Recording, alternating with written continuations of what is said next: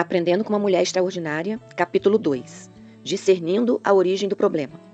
Em Mateus 15, 21 e 28, é relatada a história de uma mulher cananeia que buscava libertação para sua filha endemoniada. Ela soube agir da forma certa, chamou a atenção de Jesus e recebeu o milagre que tanto esperava. Atente para o relato bíblico. E partindo Jesus dali, foi para as partes de Tiro e de Sidom. E eis que uma mulher cananeia, que saíra daquelas cercanias, clamou dizendo: Senhor, filho de Davi, tem misericórdia de mim, que minha filha está miseravelmente endemoniada. Mas ele não lhe respondeu palavra.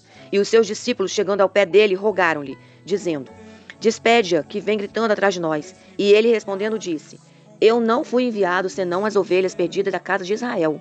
Então chegou ela e adorou, dizendo: Senhor, socorre-me. Ele, porém, respondendo, disse: Não é bom pegar o pão dos filhos e deitá-lo aos cachorrinhos. E ela disse: Sim, Senhor. Mas também os cachorrinhos comem das migalhas que caem da mesa dos seus senhores. Então respondeu Jesus e disse-lhe: Ó mulher, grande é a tua fé. Seja isso feito para contigo, como tu desejas. E desde aquela hora a sua filha ficou sã. Mateus 15, de 21 a 28.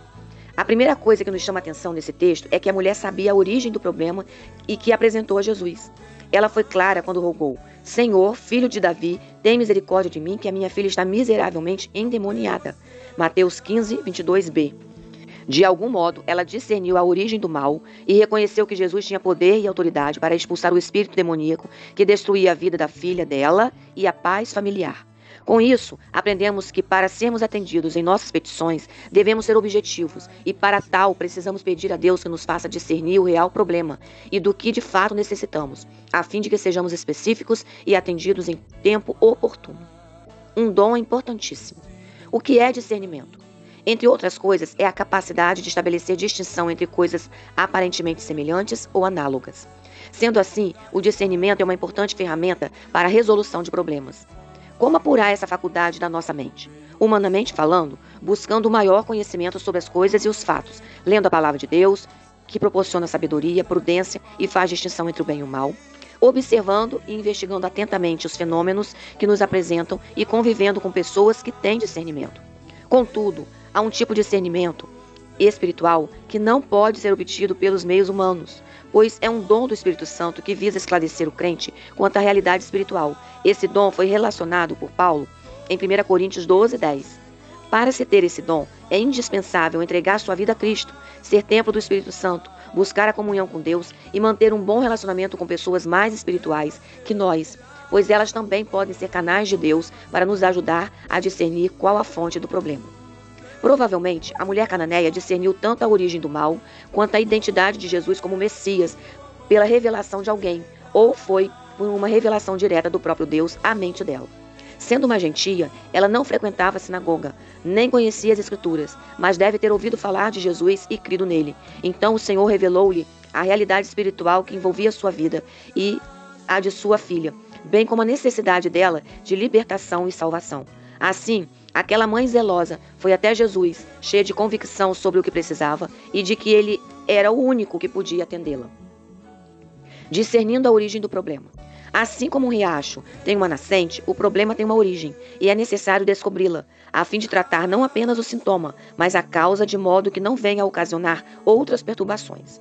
De um modo geral, os problemas podem ter 3 origens: humana, espiritual e espiritual.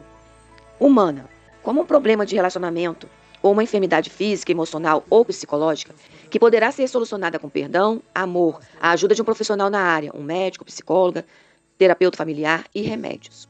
Humano e espiritual. Se existem problemas físicos, emocionais ou psicológicos com problemas espirituais, será necessário procurar não só a ajuda de um médico ou psicólogo, mas também de um pastor e especialmente de Deus, para que a pessoa afligida possa ser orientada da melhor forma possível, liberta e curada. Espiritual. Nesse caso, será necessário procurar a ajuda do pastor da igreja e buscar o socorro do Senhor, a fim de que haja libertação. Cada problema tem uma forma específica de ser solucionado. É importante conhecer a origem do que o aflige para que você possa combatê-lo da forma correta, a fim de resolvê-lo. Existem problemas de origem psicológica, como o surto psicótico ou a desorganização psíquica, que são diagnosticadas erroneamente nas igrejas como possessão demoníaca. Mas o contrário também é muito comum. Muitos médicos, por desconhecimento da palavra de Deus e do mundo espiritual, lidam com pacientes possessos como se tivessem apenas um distúrbio emocional e psicológico. Assim, a causa não é tratada, apenas o sintoma. E o problema não é resolvido, gerando outros. Portanto, é necessário discernimento para que esses enganos não aconteçam e os distúrbios possam ser resolvidos em sua essência. Problemas psicoemocionais. Com o advento das ciências humanas, nos últimos 2 séculos, muitos estudiosos concluíram que corpo, alma e espírito estão interrelacionados. Sendo assim, uma doença pode não ser causada apenas pelo mau funcionamento de um órgão, mas também por um problema emocional e ou espiritual.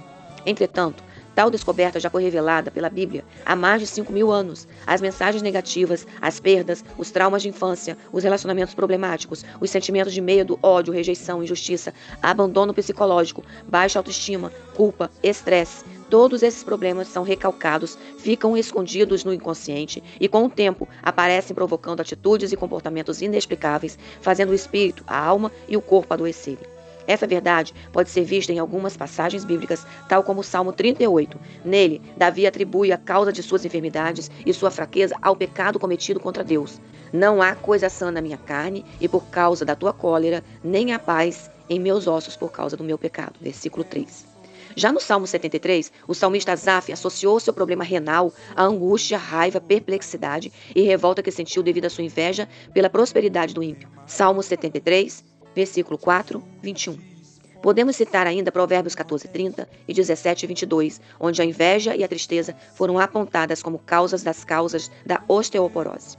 Com um estudo mais aprofundado, constataremos que na palavra de Deus há indicação de muitos males que afligem o ser humano e respostas que a ciência ainda nem suspeita. E nós, cristãos, seguimos os ensinamentos de Jesus e procuramos pautar nossa vida na Bíblia, buscando nela a orientação para todos os aspectos da vida humana. Entretanto, não desprezamos a ciência, até porque aprendemos que o Criador tem a chave da ciência e Jesus afirmou que os doentes precisam de médico. Mateus 9:12.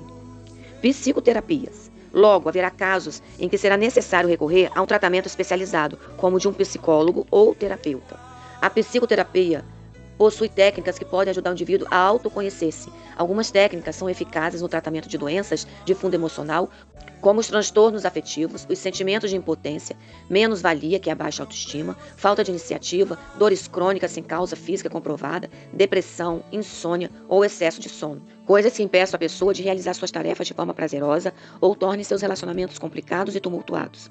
Infelizmente, principalmente no meio eclesiástico, o preconceito mistura-se com a ignorância. Muitos deixam de beneficiar-se do atendimento terapêutico, pois ainda acreditam que este processo é para malucos. Entretanto, é essa alienação que se torna o maior gerador de conflitos. O indivíduo acaba tendo de conviver com isso, ou protelar as soluções para o seu caso.